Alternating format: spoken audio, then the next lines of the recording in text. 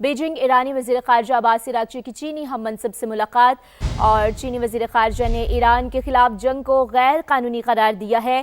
چین کشیدگی کم کرنے کے لیے ہم ممکن تعاون کے لیے تیار ہیں، چینی وزیر خارجہ کی جانب سے کہا گیا۔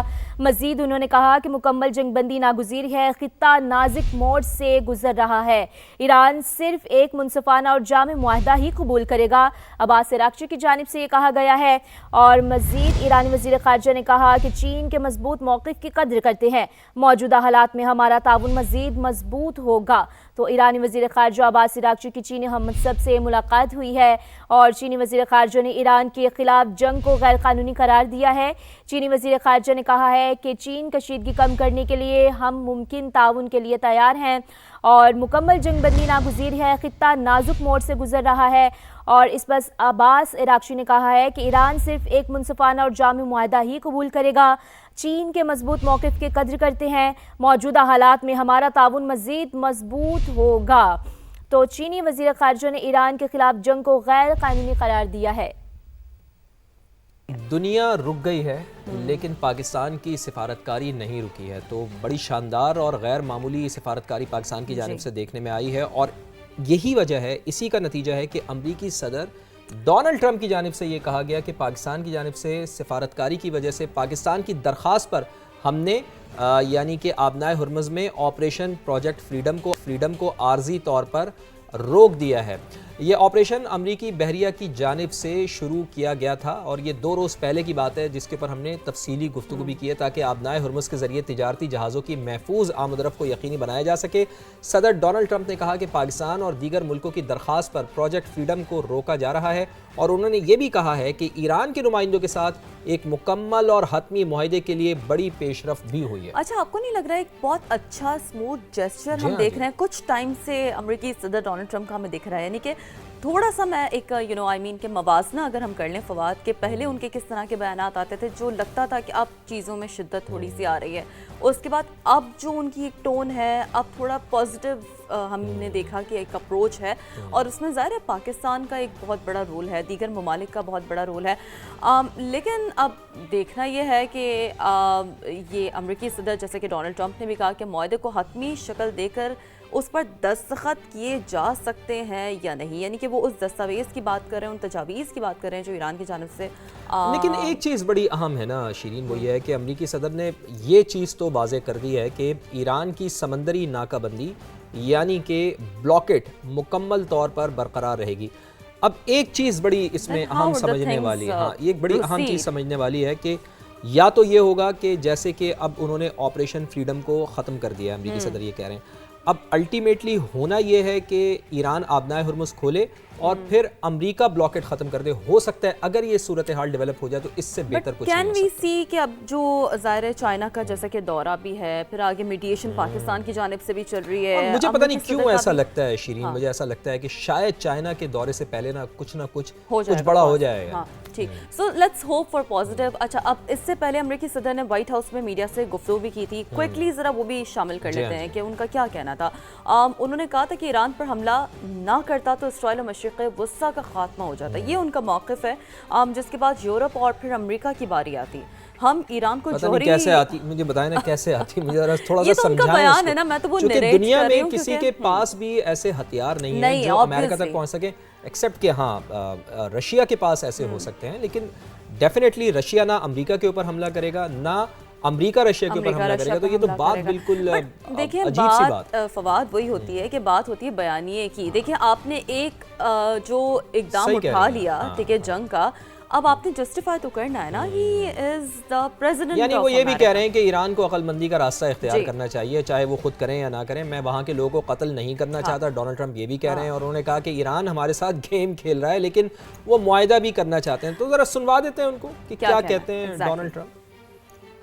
With a nuclear weapon, and maybe we wouldn't all be here right now. I can tell you the Middle East would have been gone, Israel would have been gone, and they would have trained their sights on Europe first and then us.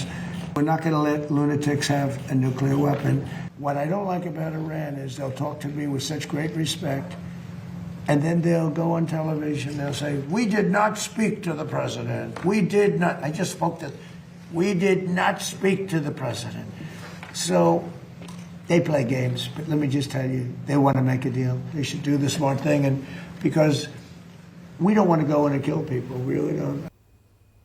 تو جناب امریکی وزیر خارجہ Marco Rubio نے کہا ہے کہ آبنائے ہرمز عالمی گزرگاہ ہے، اسے کوئی بھی ملک کنٹرول نہیں کر سکتا، ایران کو حقیقت تسلیم کرنا ہوگی اور مذاکرات کی طرف آنا ہی ہوگا۔ These forces have already, as I told you earlier, I thought it was 6, it's 7 Iranian fast boats that failed to heed our warnings. The president, our president, has proven time and again that his preference is peace. But Iran must accept the reality of this situation and come to the negotiation table and accept terms that are good for them but ultimately good for the world. The diplomatic path, if there's a real diplomatic path, I'm not sure it's going to be one, but if there's a real diplomatic path and we continue to explore it, Steve and Jared are working on that very hard. If there is one there, it could be one that leads them to reconstruction, to prosperity and to stability. اچھا اب دیکھیں نا یہ فواد یہ گفتگو بھی کتنی اہم ہے، تو امریکہ زیادہ سے زیادہ دباؤ کی پالیسی پر عمل پیرا ہے، چاہتا ہے کہ ایران مذاکرات کی میز پر یک طرفہ مطالبات مان لے۔ صدر مسعود پزشکیان کی جانب سے کہا جا رہا ہے، ایک جانب ہم نے پہلے امریکہ کا موقف سنوایا، اب جو ایرانی صدر کہہ رہے ہیں کہ امریکہ کے سامنے سر تسلیم کرنا ممکن نہیں ہے۔ سوشل میڈیا پیغام میں ایرانی صدر نے کہا کہ سیاست کو اقتدار تک محدود کر دیا جائے تو نتیجہ وہی ہوگا جو آج ہمارے سامنے کتنی امپورٹنٹ بات ہے، بہت امپورٹنٹ بات ہے، اور انہوں نے کہا کہ جہاں انتشار، جبر، ناانصافی اور بحری قزاقی کو سیاست کا نام دیا جاتا ہے تو مسعود پزشکیان کی جانب سے یہ کہا جا رہا ہے۔ اس کے ساتھ ساتھ خطے میں کشیدگی کے خاتمے کا مشن ہے، اور ایرانی وزیر خارجہ اعلیٰ سطح سفارتی وفد کے ہمراہ اب چائنا پہنچ گئے ہیں۔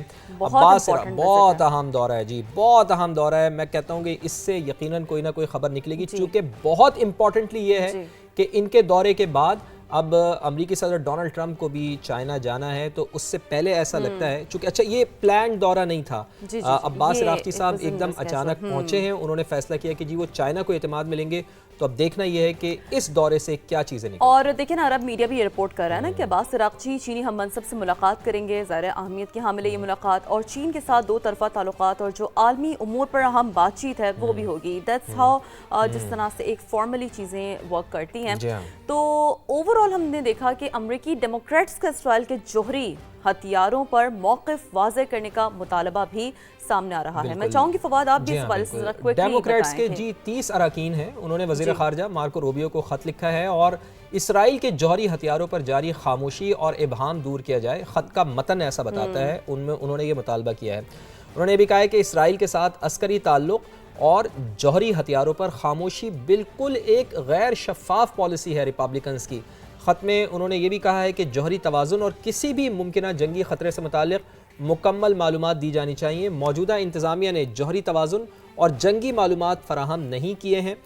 خط میں یہ مطالبہ بھی کیا گیا ہے کہ جوہری معلومات بھی فراہم کی جائے اور جنگی معلومات بھی فراہم کیے جائیں، اور اس کے ساتھ ساتھ اسرائیل کے ساتھ آپ نے کیا معاہدے کر رکھے ہیں اس کے حوالے سے بھی ہمیں آگاہ کیا جائے۔ بہت اہم یہ 30 ارکان نے خط لکھا ہے۔ اچھا یہ تو ہو گئی نا یہ امپورٹنٹ جو اب جنگ ہو رہی تھی، چل رہا ہے یہ فیزز کی بات۔ اب ایک جو ہم بعض اوقات ہم نے دیکھا کہ جو بیچ میں بریک آیا تھا یوکرین اور روس کے حوالے سے، تو ہم نے دیکھا کہ جنگ بندی سے قبل بیچ میں بریک لیا گیا تھا، اب اس سے قبل یوکرین پر روسی حملوں میں اب ہم دیکھ رہے ہیں شدت آ گئی ہے، اور مشرقی یوکرین پر روسی حملوں میں 25 افراد ہلاک ہوئے ہیں، جبکہ ایک بڑا حملہ بھی ہوا اور 12 افراد بھی ہلاک ہوئے ہیں۔ خبر ایجنسی کراماتورسک میں یہ حملہ ہوا ہے، 12 افراد وہاں پر ہلاک ہوئے ہیں۔ امدادی کارروائیاں البتہ وہاں پر جاری ہیں اور ہلاکتوں میں اضافے کا خدشہ بھی ظاہر کیا جا رہا ہے۔ تو یہ ایک بڑی ٹینس سچویشن ہے۔ دیکھیں ویژولز بھی دیکھ رہے ہیں آپ نا کہ کس طریقے سے اس کے بعد کے جو ایک کیجوالٹیز ہے وہ رپورٹ ہوئی ہے، کتنی گاڑیاں ہیں جو افیکٹ ہوئی ہیں، لوگ متاثر ہوئے ہیں۔ جی ہاں، تو جو طاقت کے نشے میں پاگل بھارت کے خلاف آپریشن مارکا حق کی تاریخی فتح کا 1 سال مکمل۔ پاک افواج کے افسران اور جوانوں نے بے مثال بہادری اور شجاعت کا مظاہرہ کیا، عددی اعتبار سے خود سے کئی گنا بڑے دشمن کو دھول چٹا دی۔ ارض پاک کی حفاظت کے لیے سب کچھ لٹا دینے کے جذبے سے سرشار ہیروز میں لیفٹیننٹ کرنل شاہزیب رفیع بھی شامل تھے۔ لیفٹیننٹ کرنل شاہزیب رفیع نے جنگ میں آرٹلری یونٹ کی کمانڈ کی۔ یہ یونٹ دشمن پر عذاب بن کر چھپٹی، زبردست اور بروقت گولہ باری کی گئی۔ دشمن کے کئی بریگیڈ اور بٹالین ہیڈ کوارٹرز کو خاک میں ملا دیا گیا۔ دشمن کی ذلت آمیز شکست کے تابوت میں کیل ٹھونکنے لیفٹیننٹ کرنل شاہزیب کو معرکہ حق میں مثالی کارکردگی پر تمغہ بصالت کے اعزاز سے نوازا گیا۔ لیفٹیننٹ کرنل شاہزیب کہتے ہیں دشمن نے مستقبل میں ایسی کوئی ناپاک جسارت کی تو اسے ایسا منہ توڑ جواب دیں گے کہ اس کی نسلیں بھی یاد رکھیں گی۔